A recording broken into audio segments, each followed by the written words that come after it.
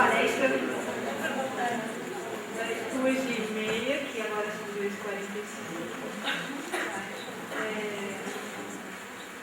A palestra vai ser Ecologia de Estradas no Brasil, apresentada pelo professor Dr. Alex Duarte, aqui da UFLA, nosso organizador. E ele é um infiltrado da ecologia, oceanólogo, com mestrado e doutorado em ecologia, ou seja, ele trabalha com o oceano na estrada. Aquela foto do peixe atravessando a estrada, trabalho dele. Ele é recém-contratado aqui da UFLA, está muito feliz aqui na universidade. E tem dado alguns trabalhos com ecologia de estradas, principalmente com vegetais. As perguntas, como foi de manhã também, antes do almoço, vão ser em papel, né, por escrito, depois eu organizo, seleciono as melhores, né. As que tiverem no dinheirinho também vão entrar na fila primeiro. E a palestra do Alex vai durar 60 minutos, nada mais ou menos. E eu vou mostrar como acontece aqui. Olha o som, acabou. Então é isso. Depois das perguntas, eu vou selecionar. Apresento o instrutor Alex, vai ser. Boa tarde. Obrigado, Simone, pela apresentação tão calorosa. Muito bem. Eu vou fazer questão de remodelar as mesas redondas daqui para frente e na sua palestra eu vou fazer a abertura dela também. Bom, eu só sobre essa questão dos nossos horários, amanhã nós vamos tentar seguir um pouco mais dentro do nosso cronograma, para que às 2 horas esteja sendo iniciado mesmo as palestras da tarde. Hoje com esse atraso foi devido ao nosso abertura, mas a gente vai tentar seguir um pouco mais próximo dos horários planejados. Bom, como membro da comissão organizadora, ficou mais ou menos acertado que eu ficaria responsável por tentar apresentar um breve histórico da ecologia de estradas no Brasil. Depois de muito me questionar sobre como organizar esse processo, eu estruturei as ideias dentro de um contexto de ecologia de estradas e vou trabalhar com 4 aspectos mais aprofundadamente: conflitos, mitigação, pesquisa e instituições, nesse caso pensando dentro de não instituições nem sempre formais, mas também instituições como grupos de pesquisa e assim por diante. E, como eu disse, tudo isso no primeiro momento dentro de um contexto mais histórico, né? E nada melhor do que a gente discutir o contexto histórico do nosso objeto de estudo do que começarmos a falar sobre as primeiras estradas no Brasil. Obviamente que aqui nós estamos falando de estradas pavimentadas, né?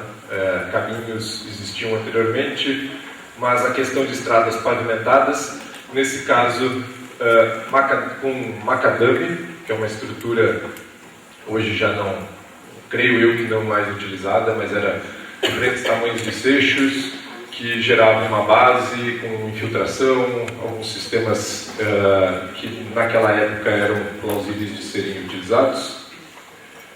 A primeira estrada, então, no Brasil é a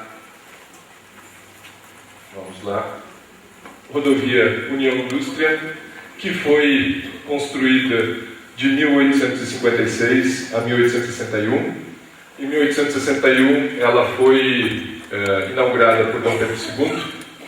Era uma estrada de 143 quilômetros que ligava as cidades de Petrópolis a Juiz de Fora. Ela faz parte, pelo menos trechos dela, fazem parte da atual BR-040. Existem algumas controvérsias históricas quanto a ela ser efetivamente a primeira rodovia. A rodovia entre São Paulo e Santos também foi reformada e com um macadame mais ou menos nessa época, mas a maior parte dos historiadores apresentam essa como a primeira estrada brasileira. Passado todos esses anos, nós estamos em 1917, quando o então prefeito da cidade de São Paulo, o posterior presidente Washington Luiz, fez parte da organização do primeiro Congresso Paulista de Estradas de Rodagem. Ou seja, estamos há aproximadamente 100 anos do primeiro evento relacionado com rodovias e estradas realizados no Brasil. Eu já vejo o Road Ecology comemorando esses 100 anos daqui a mais algumas edições. Já na década de 20, ou seja, cerca de 60 anos depois, o crescimento das estradas no Brasil ainda tinha sido insignificante.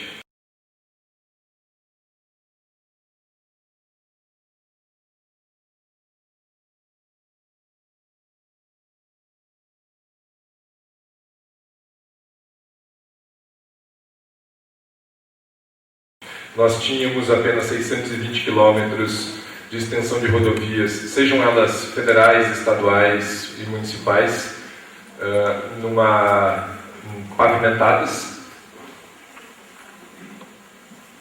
E em 1927, então, o já presidente da República, Washington Luiz, criou o Fundo Especial de Construção e Conservação de Estradas de Rodagens Federais, visando esse desenvolvimento das rodovias no país.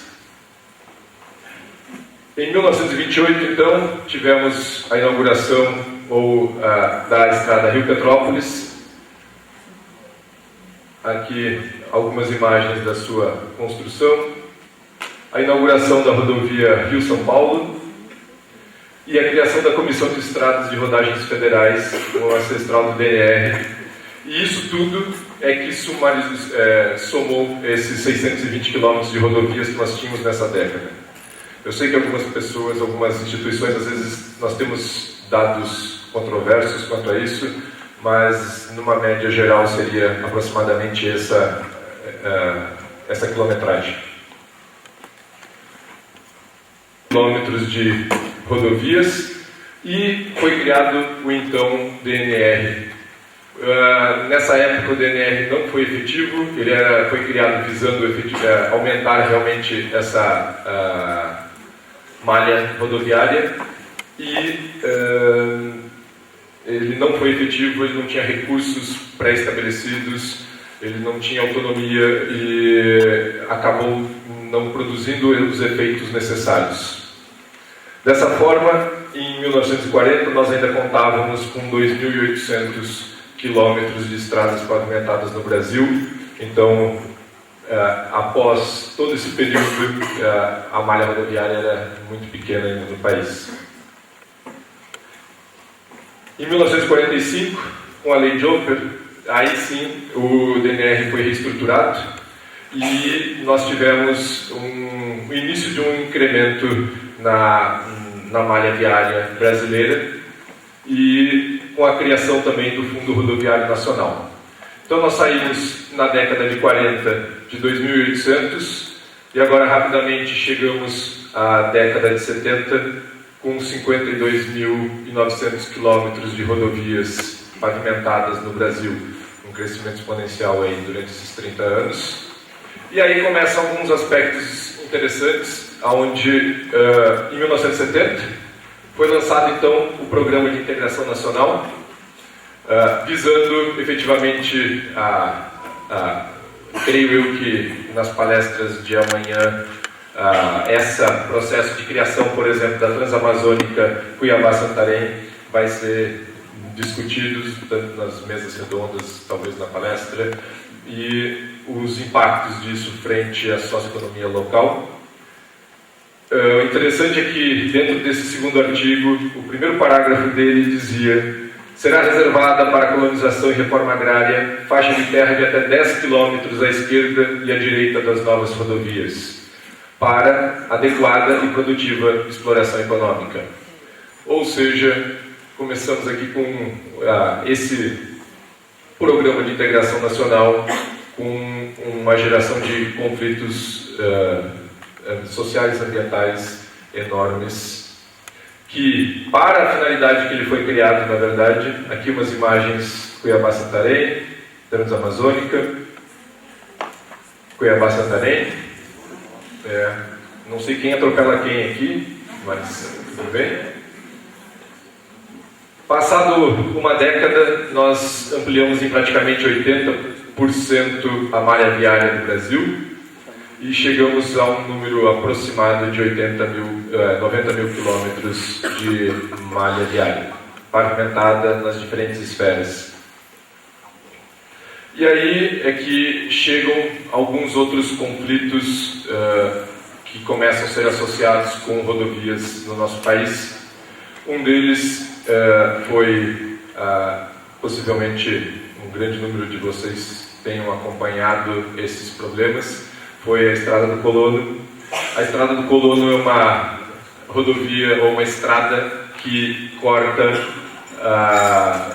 o Parque Nacional do Iguaçu. O Parque Nacional do Iguaçu, justamente na região das áreas intangíveis do parque. Isso foi em 86 o fechamento da Estrada do Colono. Em 1997 teve uma reabertura ilegal. Em 2001, então, tivemos todo esse impacto com envolvimento do Exército, Polícia Federal e IBAMA.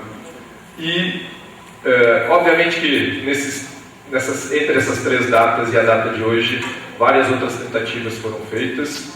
E atualmente existe uma proposta de criação da Estrada Parque naquele trecho.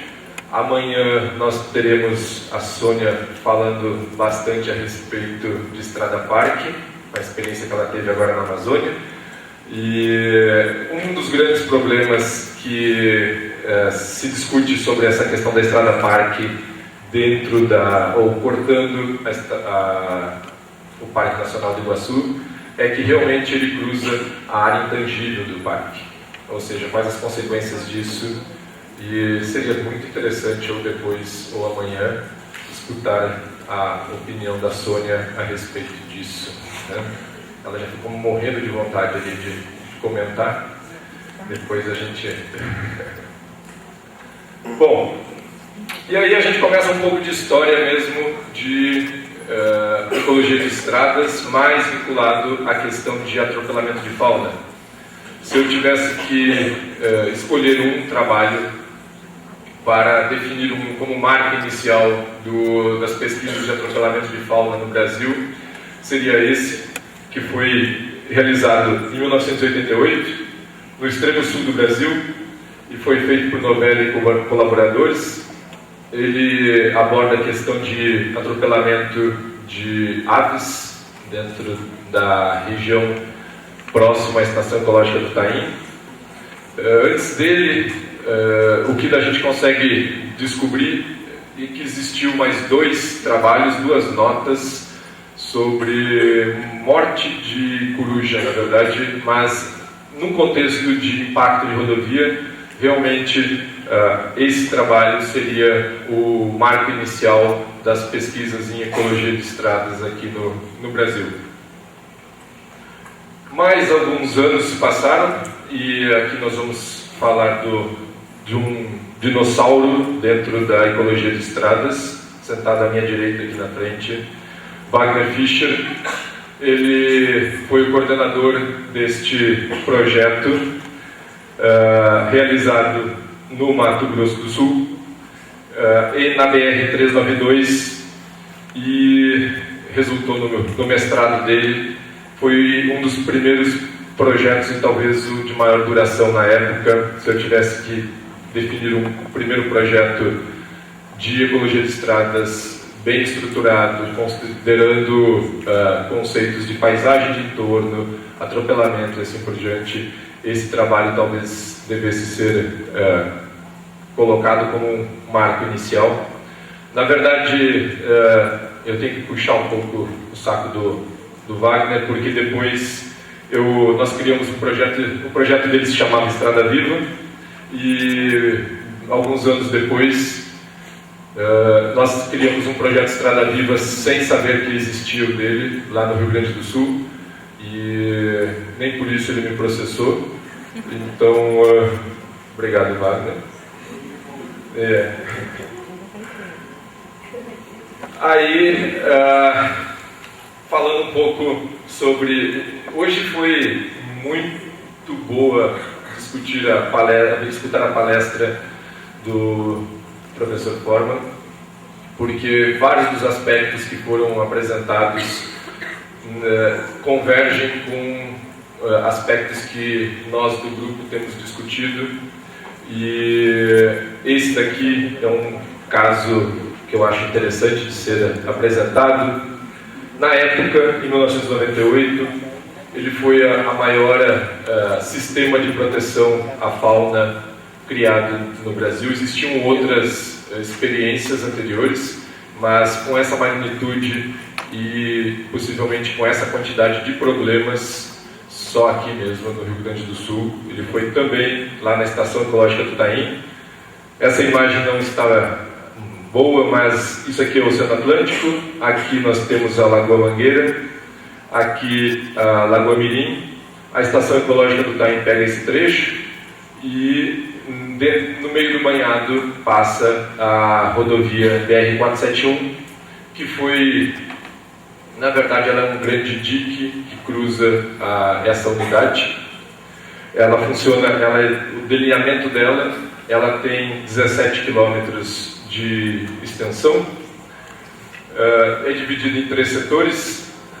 O primeiro setor com cerca de 7 quilômetros, o segundo com 5 quilômetros, o terceiro 5 quilômetros, valores arredondados. O que foi feito?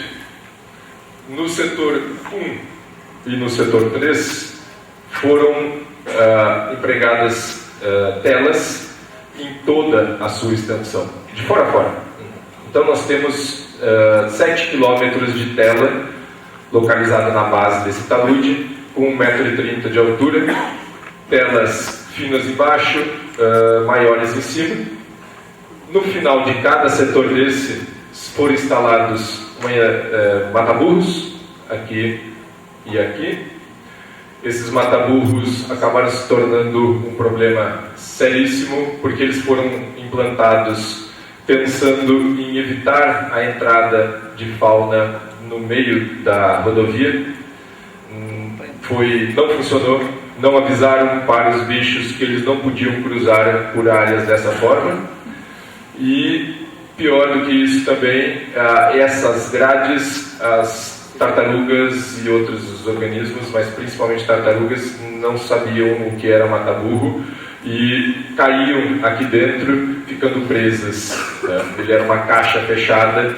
Hoje, na verdade, está totalmente assoreado já, mas o sistema foi implantado dessa forma e um conceito meio estranho foi empregado, porque nas áreas onde foi implantado o sistema de tela, foram instalados poucos túneis. Na cabeça dos idealizadores desse sistema, aonde você estava protegendo os animais do atropelamento, você não precisava gerar o deslocamento entre os dois lados da rodovia. Enquanto que aqui, que não tinha, foram colocados uma grande quantidade de túneis. Essa é a quantidade real de túneis que foi implantado, pensando em que aumentaria a probabilidade desses animais passarem por dentro do túnel.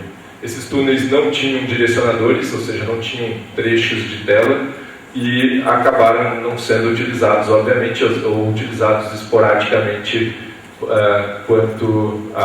e com uma eficiência baixíssima.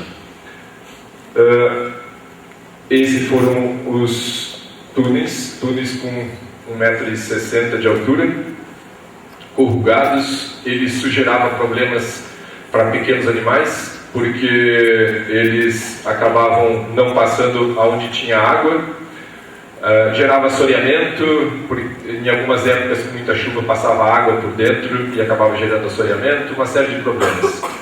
Bem ou mal, o sistema foi quase que totalmente destruído em 2002 por uma enchente, só que ele continua até hoje metade operante, metade não. Então nós temos lados da rodovia com tela, enquanto o outro lado da rodovia sem tela, provavelmente ampliando as taxas de atropelamento.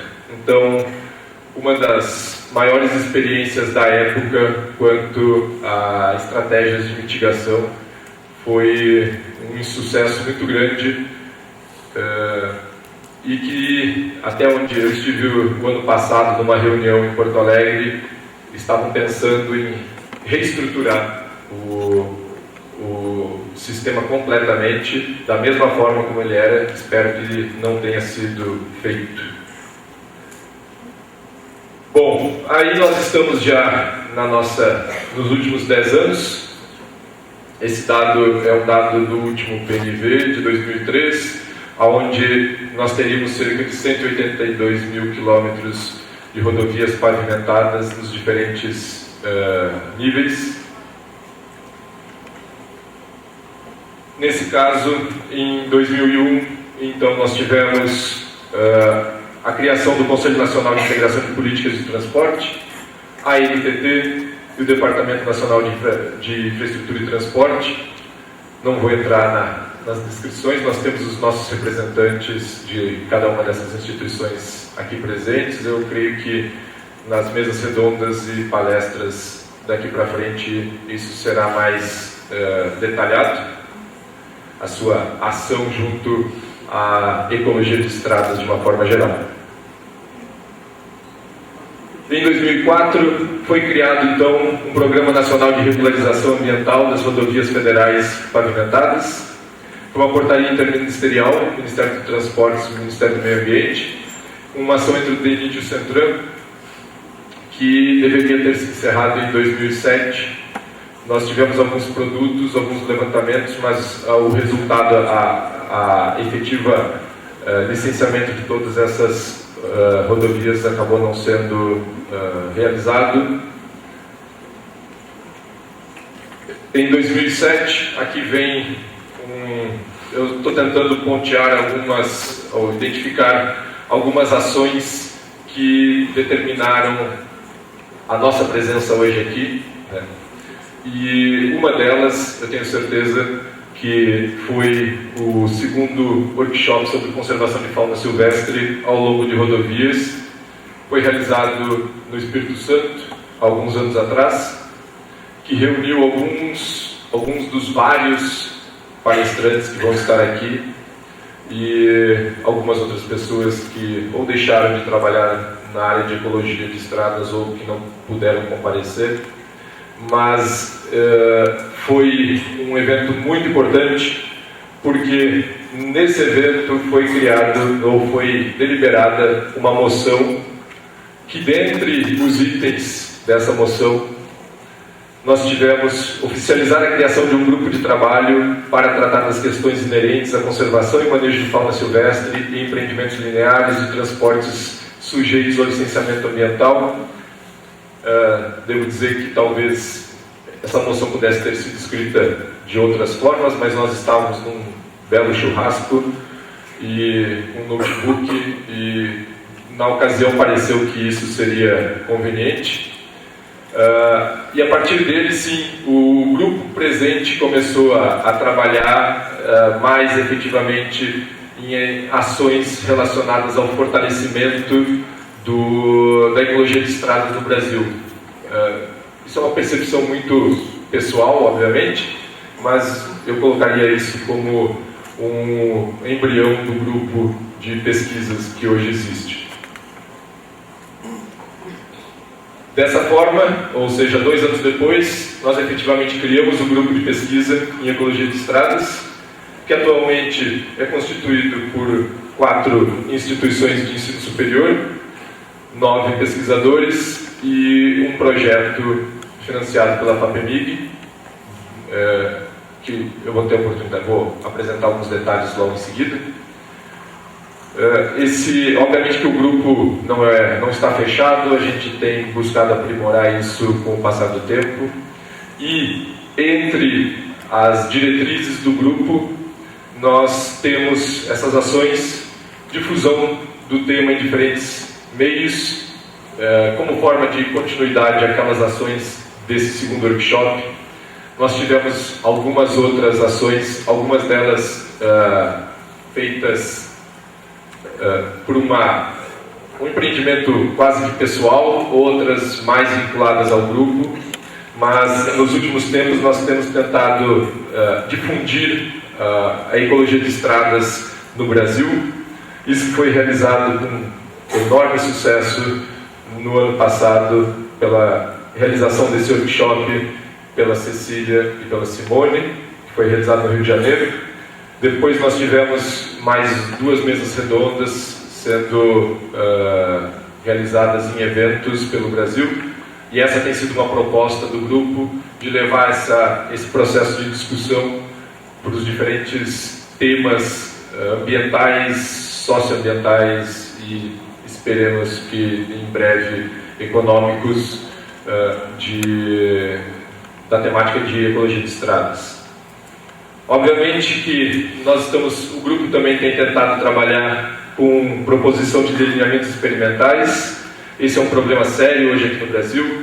Nós desenvolvemos pesquisa com delineamentos feitos para aquele momento. O grupo, em todos os workshops que tem realizado e oportunidades que a gente se encontra, tem debatido as melhores formas. É claro que existem particularidades regionais que viabilizam um ou outro método, mas de uma forma geral essa é uma das nossas linhas mais presentes. Aproximação com outros grupos nacionais e internacionais, a gente tem tentado buscar entendimento com outros, participando de outros eventos internacionais principalmente, e buscando parcerias tanto no Brasil quanto no exterior. Formação de novos pesquisadores, isso aqui eu vou voltar a falar logo em seguida. Eu já comentei rapidamente hoje na abertura do quanto a gente acha importante esse tópico. Assessoramento à tomada de decisão, espero que a gente possa participar cada vez mais desse tipo de ação, algumas já têm sido feitas. E desenvolvimento de pesquisa, obviamente. Dentro desse contexto, eu quero deixar aqui uma provocação. Eu sei que deve estar pequeno, que vocês não vão conseguir ler exatamente o que está aqui, mas esse projeto que é o primeiro projeto que o grupo está realizando, chamado Projeto Corredores Naturais, ele se caracteriza pelo monitoramento de 10 fragmentos cortados por rodovia em 2 diferentes rodovias aqui do sul de Minas Gerais. Ele foi idealizado porque a gente acredita, a gente tem discutido muito a respeito de... A maior parte dos trabalhos realizados no Brasil se preocupam com a fauna sobre a pista. E a questão a abundância desses animais no entorno das rodovias tem gerado uma preocupação, e dificilmente a gente consegue estabelecer estratégias de mitigação adequadas se nós não conhecermos essa abundância nas áreas de entorno. Então, esse projeto se embasa em levantamentos de mastofauna, nesse caso pequenos, médios e grandes, pequenos com armadilhas, médios e grandes com as armadilhas fotográficas, formigas, porque formiga atropelada, a gente está preocupado, na verdade não, mas nós queremos justamente um ponto comentado pelo Dr. Forman hoje pela manhã, a zona de efeito que a rodovia determina nas nossas regiões. Então, a ideia desse projeto é justamente esse levantamento de mastofauna, assim como o levantamento de formiga é realizado até 300 metros para cada lado da rodovia, com amostragens semanais, para que a gente possa tentar, ao final de 1 ano e meio, definir se existe um ponto de efeito da rodovia sobre esses grupos. Os resultados, por enquanto, têm sido bastante interessantes. Da mesma forma, a gente tem um grupo que está associado de professores aqui da universidade que estão trabalhando com vegetação. Obviamente, nós temos a questão toda de atropelamento envolvido nisso, tanto o monitoramento contínuo, o monitoramento de todos os... São 140 quilômetros de rodovia monitoradas, nessas duas, 70 em cada uma, mas também de monitoramento de atropelamento muito próximo dos fragmentos, tentando avaliar o deslocamento, porque esses animais que são capturados, eles são marcados, então estamos tentando avaliar também essa taxa de deslocamento entre os dois lados da rodovia e as taxas de atropelamento nessa região. Temos um trabalho também associado com ictiofauna, que é outro tipo de pesquisa com grande carência ainda aqui no Brasil. Estão sendo avaliados 5 rios ou trechos de rios associados a essas duas rodovias, tentando avaliar o efeito sobre a comunidade de peixes, a montante e a jusante dessa região. Obviamente que, na medida do possível, uma análise de paisagem e a questão de tráfego, quantidade de veículos nessas duas áreas. Essa caracterização geral do projeto, acho que o que eu gostaria de deixar dele é essa questão das áreas de entorno, que, sinceramente, eu não consigo imaginar um bom projeto estruturado só com um atropelamento de fauna hoje. A gente deveria se preocupar com questões no entorno dessas rodovias também. Falar é fácil, eu sei, né, mas são algumas... Fica aí como uma boa provocação. Estamos em 2010, nós tivemos agora no começo do ano uma instrução normativa, a 2 de 2010, que visa dar continuidade a aquela tentativa inicial de 2004 de licenciamento das rodovias. Imagino que isso vai ser debatido ainda nas mesas redondas na sequência. E fugindo agora um pouco disso e fazendo uma caracterização um pouco puxando a brasa bem para a minha sardinha, na parte de fauna, de atropelamento, uma caracterização espaço-temporal da realidade dos trabalhos publicados no Brasil. Nós temos, na década de 80, então, como eu falei, nós tivemos um único trabalho publicado lá no extremo sul do Brasil. Na década de 90, esses trabalhos começaram a se ampliar um pouco mais em termos de número e de distribuição. Percebam que esses círculos que estão aparecendo, eles são crescentes, então não é apenas a década de 90, e sim a década de 80, mais a década de 90. E a partir daí, 2000, 2001, 2002, 2003, e assim por diante, até o ano passado. Nós podemos tirar algumas conclusões que talvez com esse gráfico, com a licença do Dornas e colaboradores, esse trabalho foi feito em cima desses dados aqui também. Nós podemos verificar que o conhecimento que nós estamos gerando no Brasil tem uma série de problemas. E eu acredito que, se para atropelamento de fauna esses problemas existem, para os outros segmentos de ecologia de estradas, eles devem ser semelhantes, se não piores, né?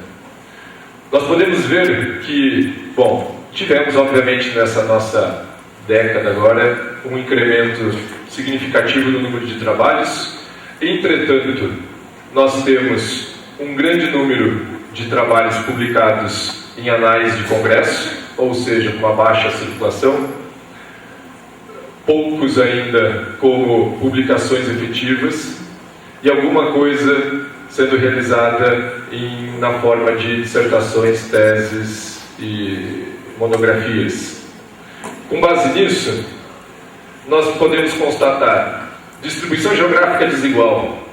Eu sei que a região sul-sudeste, um pouco da região centro-oeste, é onde se concentram a maior parte dos pesquisadores, é onde se concentram a maior malha viária e é onde que nós temos a maior quantidade de centros de pesquisa e possivelmente um pouco mais de dinheiro. Então, por consequência, nós temos essa distribuição desigual. Nós vamos estar amanhã debatendo uma série de aspectos amazônicos e nós podemos ver que existe uma carência enorme de informações dessa região. Isso é um filão fantástico para quem está começando, para quem visa e para novos grupos de pesquisa. Creio que e não adianta a gente dizer que vai conseguir extrapolar os dados obtidos aqui para a região amazônica, que com certeza isso não aconteceria, né? Então, realmente, precisamos de novos investimentos em pesquisa, ou se ela já está acontecendo, que pelo menos ela seja divulgada e, de preferência, nos meios mais fáceis de serem identificados. Conhecimento restrito a meios pouco acessíveis, isso fica claro no número de trabalhos apresentados em congressos. Faço dessa minha culpa também. Nós temos uma quantidade enorme de pequenos resumos, mas não revertemos isso em conhecimento que possa ser usado na maior parte das atividades aplicadas depois. Trabalhos de curto prazo. Esse é um problema sério. Nós ainda estamos com esses trabalhos de curto prazo focados em listas de espécies e não em soluções de problemas. Nós temos a grande maioria desses trabalhos publicados realmente são listas que eventualmente podem ser até com uma caracterização temporal, sazonal, alguns comentando sobre variações nessa composição ao longo do trecho monitorado, mas essencialmente os nossos trabalhos têm ficado restrito a esse ponto. Nós não estamos apresentando para justamente essas instituições que hoje nós temos essa representação tão grande dentro dessa plenária, soluções efetivas. E enquanto nós não chegarmos a esse ponto, nós vamos continuar sendo vistos como acadêmicos, aqueles loucos que querem proteger todo santo bichinho amassado, e não vamos conseguir acessar e realmente gerar um processo de conservação que nós poderíamos estar fazendo. Para encerrar, eu prometi falar um pouco sobre cada um desses tópicos. Obviamente que nesses 40 minutos seria inviável fazer uma apresentação um pouco mais profunda de cada um. Ficou muito mais como uma questão para a gente gerar uns pensamentos para provocação. Tudo até agora foi mais no contexto histórico. Se nós desconsiderarmos esse contexto histórico e enxergarmos ecologia de estradas como um contínuo, como uma reunião desses diferentes compartimentos, ficam aqui algumas provocações. Primeiro, fomento à pesquisa. Eu estive conversando com o Wagner. O Wagner está dentro do Ministério da Ciência e Tecnologia. É a partir dele, do Ministério, que muitas vezes existem editais específicos e nós temos aqui dentro hoje representações de instituições suficientes, empresas, ABCR, das concessionárias, ou seja, nós já temos provavelmente um bom poder de negociação ou de iniciar o processo de negociação para fomento de pesquisa específico. Fica como uma demanda para ser discutida e talvez ao final do evento sairmos daqui com uma moção ou algo mais efetivo mesmo, de que comecemos a pensar na estruturação de uma demanda direcionada para a ecologia de estradas, e aqui não falando especificamente de atropelamento, obviamente, né? Ele deveria ser focado em aspectos sociais, econômicos, hidrologia, paisagem e assim por diante, as diferentes nuances que estariam envolvidas dentro da nossa temática. Bom, esse fomento à pesquisa poderia determinar, ou então temos que ver a ordem disso, mas a criação de novos grupos de pesquisa. Gente, hoje eu comentei rapidamente na apresentação, mas enquanto nós não tivermos grupos de pesquisa atuando em ecologia de estradas como linhas específicas, como linhas contínuas, nós não estaremos desenvolvendo uma pesquisa aplicada que pode gerar informação para essas instituições de planejamento, gestão e implantação de rodovias. Então, levem essas propostas daqui para as suas instituições, de começarmos a pensar nisso como uma linha de pesquisa efetiva. Não como aquela ideia de que um mestrando chegou para alguém que trabalha com mamíferos e tem interesse em fazer porque viu uns bichos atropelados. Isso pode dar algumas respostas, é lógico que sim, mas as respostas que nós precisamos só serão atingidas se nós tivermos grupos de pesquisa trabalhando nas diferentes áreas de ecologia de estradas no Brasil. Relacionado também, pesquisa de longo prazo só é realizada com grupos e só é realizada com fomento recurso. Então, isso é fundamental que nós tenhamos perguntas específicas. Saiamos da lista de espécies e busquemos respostas a perguntas específicas vinculadas à pesquisa de longo prazo. Nós, muitas vezes, temos pesquisas com atropelamento, aí propomos a implantação de sistemas de proteção e acreditamos que os problemas estão resolvidos e normalmente não estão. Nós tendemos a importar soluções e essas soluções, como eu mostrei ali na Estação Ecológica do Taim, nem sempre elas são as melhores. Então, se nós não começarmos a avaliar os sistemas, eu sei que existem algumas boas experiências no Brasil de longo prazo, mas nós precisamos começar a avaliar esses sistemas, a avaliar desde o momento. Nós temos uma série de trabalhos realizados com usinas hidrelétricas, onde são monitorados o antes, o durante e o depois, e temos praticamente zero de trabalhos feitos dessa forma com rodovias. Precisamos disso para gerar esse conhecimento para as atividades de mitigação. Envolvimento interinstitucional.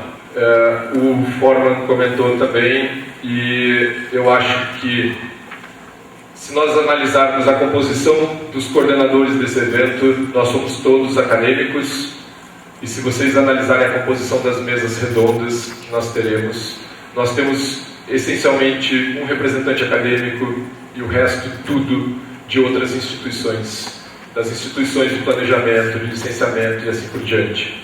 Eu adoraria que nós tivéssemos o outro lado também, uma forma de viabilizar um maior envolvimento nosso, e isso eu falo pelo grupo e eu falo creio eu que pela academia, nos levem, nos usem a gente para que possamos contribuir com esse conhecimento que estamos desenvolvendo dentro da academia, né?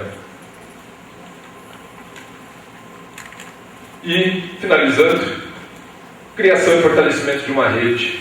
Eu, dentro desse próprio edital que eu estou propondo, hoje em dia as demandas surgem justamente na forma de rede, os projetos que mais conseguem acessar recursos são na forma de rede, e como cada grupo, o meu grupo, o grupo que a gente está trabalhando, é essencialmente de fauna, ou seja, nós precisamos de outros grupos que atuem com fauna, nós precisamos de outros grupos que atuem com outros segmentos da ecologia de estrada, a questão social, existem algumas ações que estão sendo desenvolvidas, a questão econômica, me corrijam depois e me mostrem, por favor, um trabalho feito no Brasil que demonstre o custo de atropelamento de fauna. Eu realmente não conheço e já procurei, tomara que alguém conheça e tenha essa informação. Então, esses dados existem há muito tempo nos Estados Unidos, na Europa, são demandas porque eu acredito que enquanto nós continuarmos só na questão de proteger o bichinho, proteger não sei das quantas, mas se nós não vamos chegar a lugar nenhum. Agora, se nós começarmos a mostrar o custo efetivo desses impactos e o quanto que isso pode ser reduzido se nós usarmos estratégias de mitigação adequadas, poderemos ter sucesso. Bom, tudo isso fica como perspectivas. Eu adoraria que no ano que vem, tudo isso que eu apresentei agora como propostas, nós pudéssemos voltar a discutir sobre o quanto elas evoluíram e que elas tenham evoluído, que nós não saímos daqui e, como muitas vezes acontece, nós esquecemos, deixamos para a semana que vem e a semana que vem se torna o mês que vem. O grupo está aí para que a gente possa contribuir da melhor forma possível. Meu e-mail, aqui nós temos um site do laboratório, um site meio tupiniquim ainda, mas praticamente tudo que foi publicado pelo laboratório está aqui. Aí nos questionaram hoje, para aqueles que não estão vinculados ao grupo de pesquisa, mas que de alguma forma querem se manter informados, nós temos um grupo de trabalho e um grupo de discussão. Acho que era mais ou menos isso. Agradeço pela paciência e estou aberto para a gente poder conversar um pouco mais. Obrigado.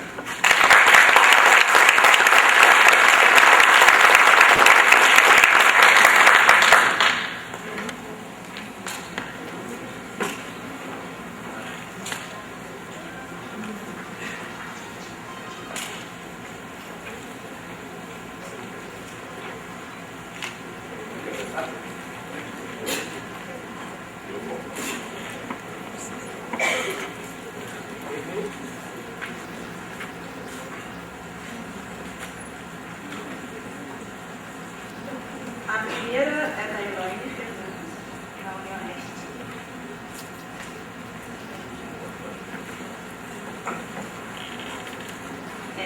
Há quanto tempo vocês vêm avaliando os aspectos da ictiofauna? Há muito interessante das tripulações, isso já percebeu diferença nessas comunidades, acima e abaixo. E quais as medidas a serem tomadas se encontrado efeito de fragmentação na sua opinião? Então, não é só se está sem efeito, quais são as medidas, né? Quais são as medidas a serem tomadas? Elaine, né? Elaine, eu vou fazer o seguinte, na sexta-feira o professor Paulo Pompeu vai fazer parte da mesa redonda que vai estar sendo realizada sobre outros impactos.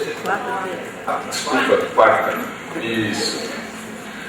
A última mesa redonda nossa, ele vai estar falando especificamente sobre problemas com ictiofauna, que é um trabalho que eles estão realizando junto no projeto, né?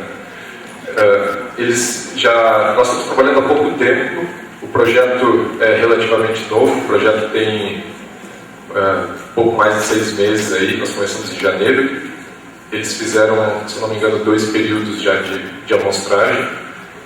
Agora, os resultados eu não conheço ainda e eu creio que ele vai poder discutir isso de uma forma bem mais apropriada do que eu. Tá bem? Mais uma vez respondida.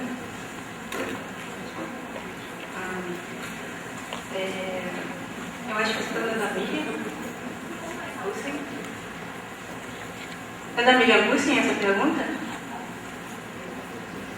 Tá. O que você sugere em termos de conceitos para os seus alunos? Fazer trabalhos interdisciplinares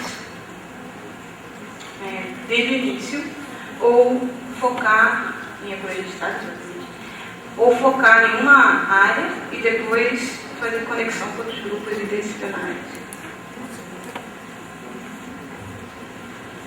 Bom, dentro dos trabalhos que a gente desenvolve no laboratório, a equipe trabalha integrada, né? Então, apesar de nós termos os responsáveis por cada segmento dos meus alunos, todos eles hoje estão atuando nos diferentes segmentos que a gente está trabalhando. E eu incentivo muito isso num primeiro momento, para que a gente gere uma bagagem generalizada e que a partir do momento que eles comecem a atuar numa atividade própria, uma monografia, uma dissertação, uma tese, aí sim se foquem mais no assunto. É muito difícil em ecologia de estradas, eu não consigo imaginar a ecologia de estradas focado em um grupo ou... para nós trabalhamos muito mais com a questão de quais perguntas nós queremos responder. E com isso a gente busca essa malha de grupos que podem nos ajudar a entender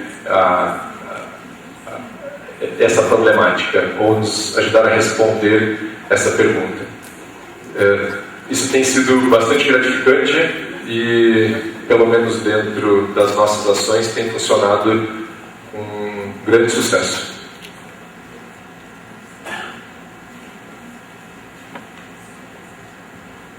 Essa aqui é da Patrícia do Ibama, Tocantins. Patrícia do Ibama.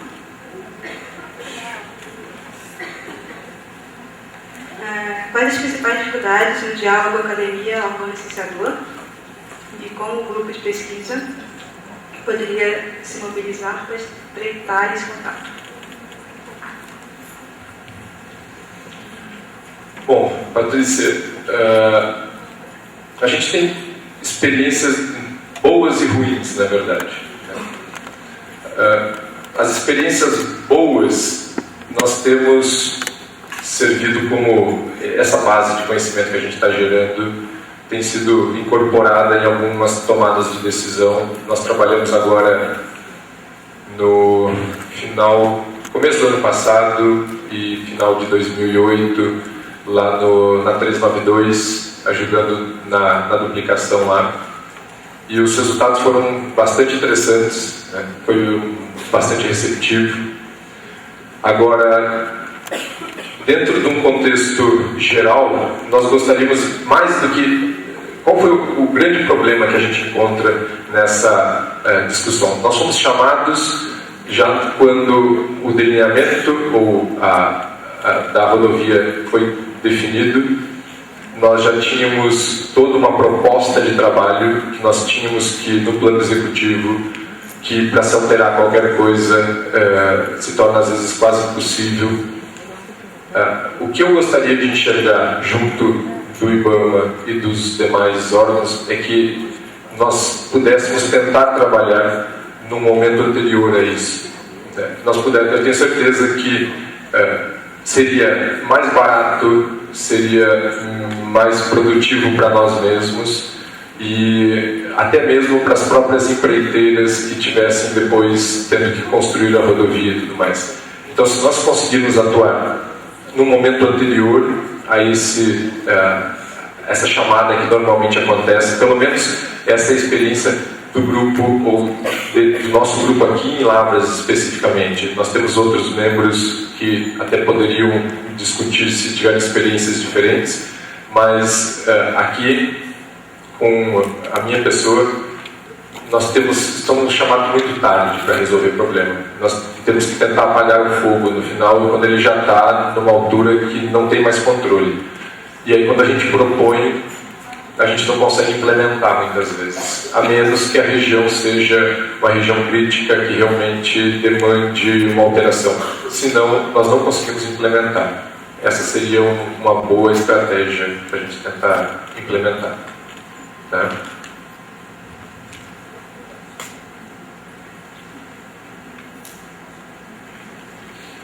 Josane Carboneira, que é do DAER, do Rio Grande do Sul. Existe alguma pesquisa em andamento pelo grupo relacionada à avaliação de eficiência de passagem de fauna? Ou de conhecimento de algum grupo que tenha feito trabalho e mostrado que o sistema funciona? Bom, o trabalho que eu realizei foi lá na Estação Ecológica do Itaim mesmo. Nós, em 2002, logo um pouco antes do sistema ser meio que destruído, a Fundação Boticário financiou um projeto para a gente avaliar. Alguns desses resultados vão ser apresentados agora na forma de um dos capítulos do livro, né? Mas eu sei que existe, me corrija, Ricardo, o trabalho de vocês lá continua em andamento. Existe o trabalho da Rodosol, esse, né? Da Rodosol monitorando. O Jordano tem... Oi? Então, a Fernanda, olá. Então, a Fernanda está desenvolvendo um trabalho com isso também. Então, já temos aí algumas 4 experiências aqui no Brasil. Você, na sua pergunta, que obtiveram sucesso, eu posso dizer que a do Itaim não teve sucesso. Né? Foi um delineamento com muitos problemas. Bom, algumas coisas vocês viram aqui. Nós vamos poder... Porque lá no Itaim, por exemplo, a grande questão foi que, mais do que impacto à biodiversidade, era um problema, duro de falar isso, mas era um problema muito mais cênico do que qualquer coisa. Porque as 2 espécies mais afetadas são capivara e ratão do banhado. Né? O ratão do banhado quando você tem enchente e a capivara de uma forma geral. Então, claro, isso falando ambientalmente. Economicamente, era um problema sério, porque você tinha uma grande quantidade de acidentes, mortes, porque, para quem conhece Itaim, a estrada é um grande talude, do lado tem 2 barrancos, a pessoa atropela a capivara, nós tivemos morte por afogamento, inclusive, não foi pela batida. Então, o problema lá era tentar evitar esses 2 tipos de atropelamento. E o sistema foi todo planejado para isso, mesmo assim não demonstrou a eficiência que deveria ter. Mas tem outros sistemas sendo avaliados, é isso? Agora, esses 3 sistemas que estão sendo avaliados, pelo menos aqui na região, vinculado ao grupo, nós não temos nada ainda sendo feito.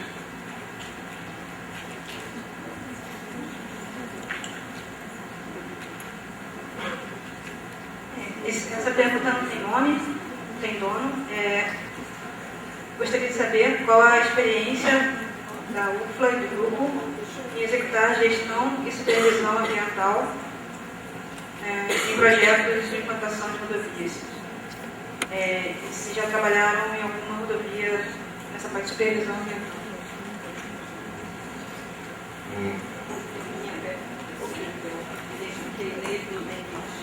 Oi, Inês.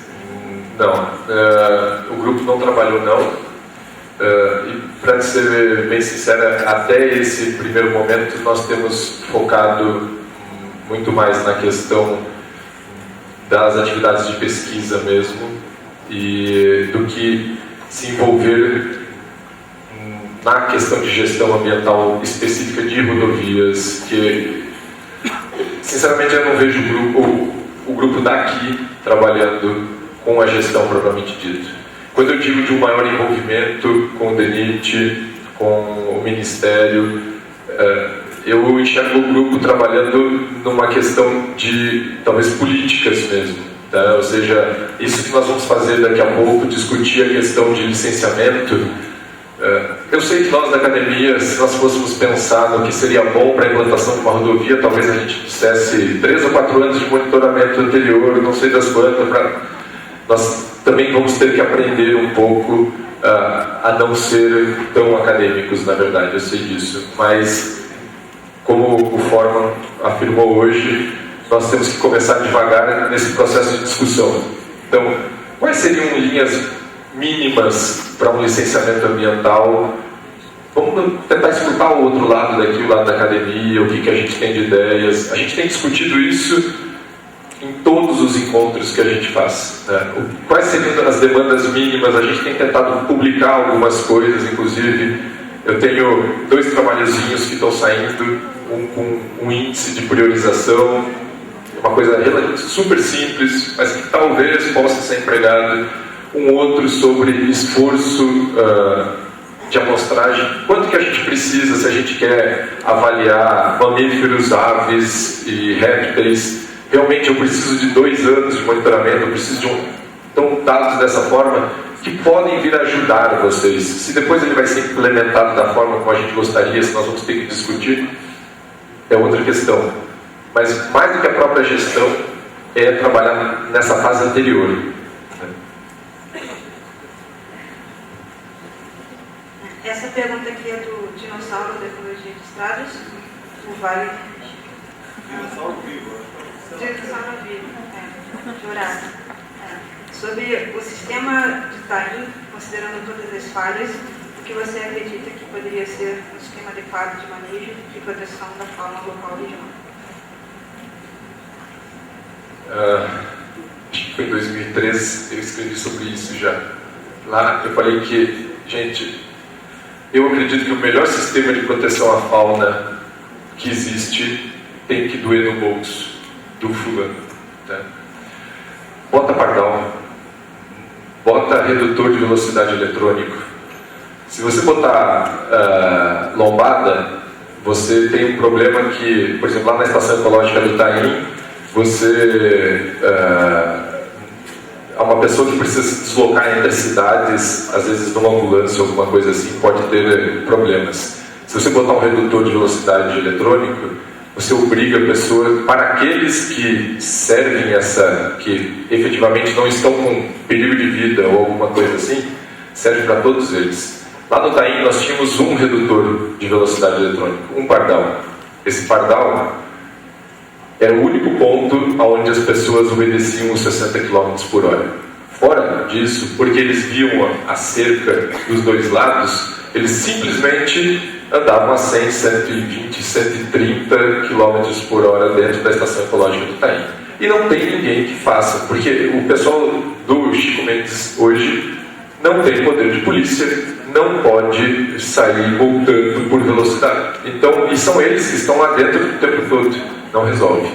Faz doer no bolso da pessoa, que reduz drasticamente a velocidade e provavelmente seria a solução mais prática para a estação ecológica do Itaim para outros segmentos de rodovia. Essa aqui é do Leandro Scoss. Você acha que esse evento pode resultar em documento que sugira ações e diretrizes para promover a integração dos diferentes segmentos, privado e público, no contexto do licenciamento ambiental? É possível discutirmos protocolo mínimo para rodovias no Brasil? Tem uma outra que eu acho que deve ser outro Leandro daqui, né? Leandro, eu, na verdade, espero que parte disso comece a acontecer. Quando nós idealizamos o evento, a ideia inicial era que nós tivéssemos um quarto dia fechado ou semi-fechado para as instituições, para que nós debatêssemos isso e saíssemos daqui sim com um esboço de um documento. Não foi possível fazer nessa ocasião, mas vocês vão estar nas mesas redondas ou na mesa redonda logo em seguida. Por que não sairmos com uma proposta de realizar um documento desse, se não fechado aqui, ou obviamente fechado aqui não vai acontecer, porque nós temos alguns minutos, mas com um encontro marcado em alguma data próxima entre as diferentes instituições aqui presentes para discutirmos isso e tentarmos implementar esse documento mínimo. Eu acho que isso seria o mínimo esperado do evento, na verdade.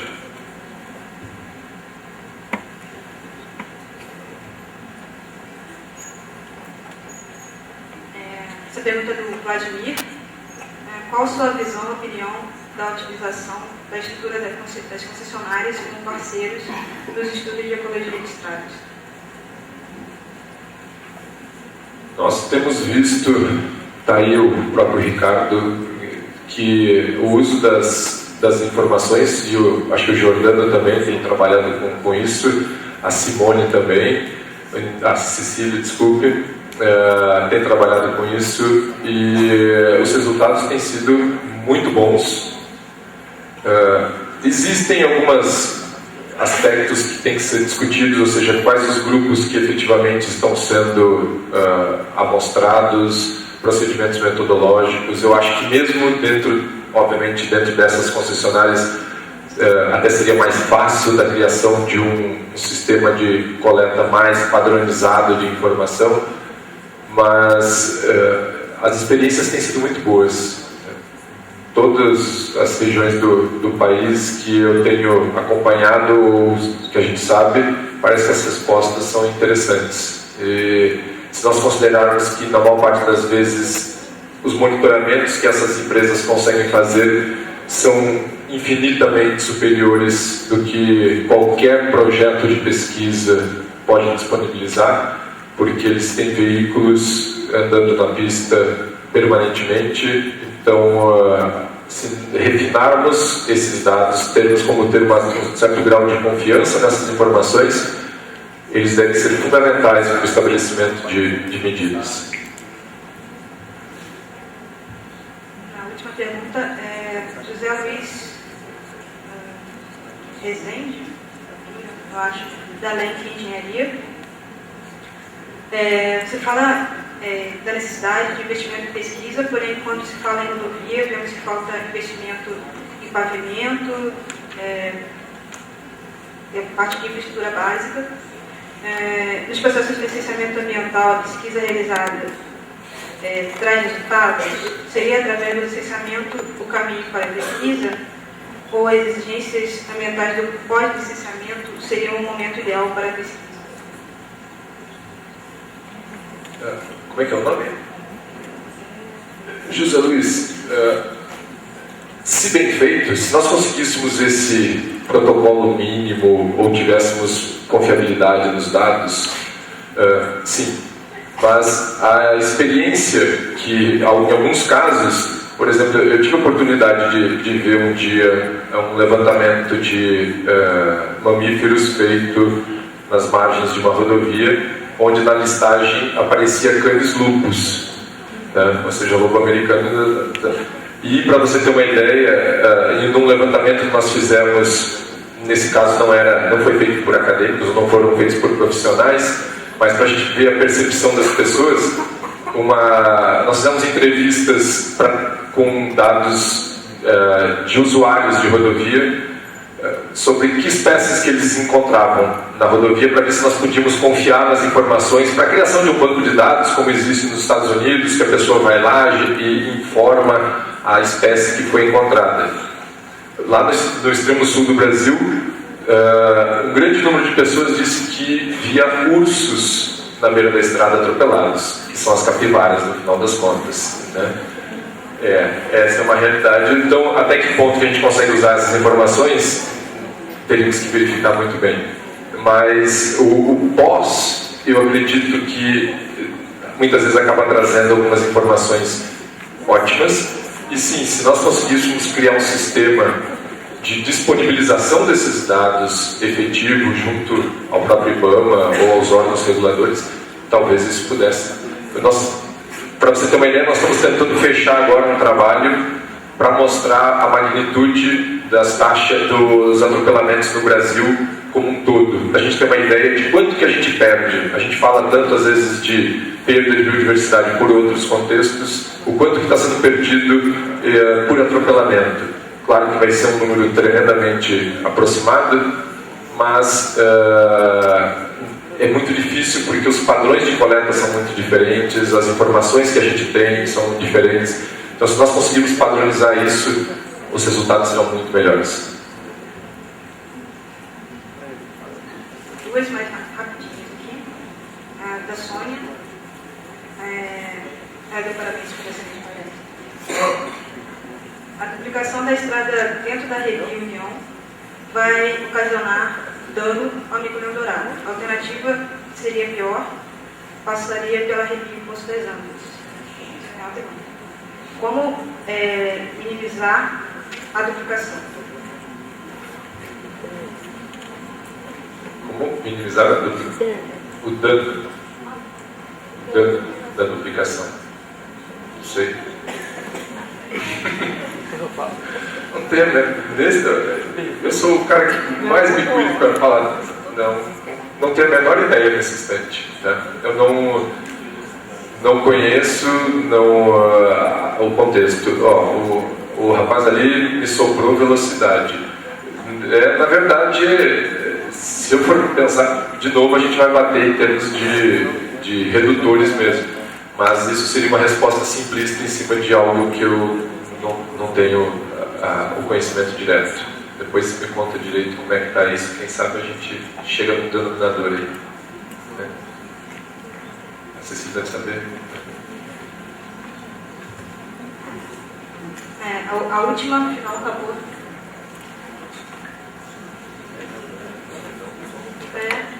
Acabou o café, a foto dele. Maria Zanato, Benite Minas. Como a malha rodoviária federal já está implantada há mais de 40 anos e não há possibilidade de alternativas locacionais para estas, vocês do grupo aí têm algumas sugestões efetivas, né, que possam ser implantadas para minimizar o impacto da operação da rodovia sobre a fauna.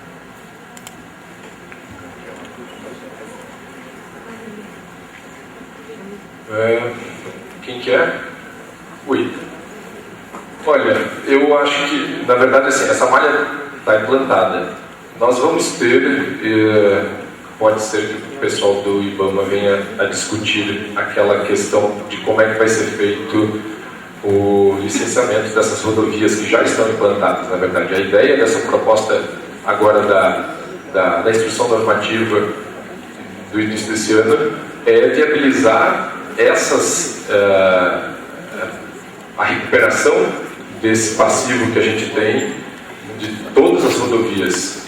Elas são distribuídas em diferentes níveis, eu não quero entrar no mérito desses níveis agora, e para ver a prioridade de implantação de estratégias de mitigação.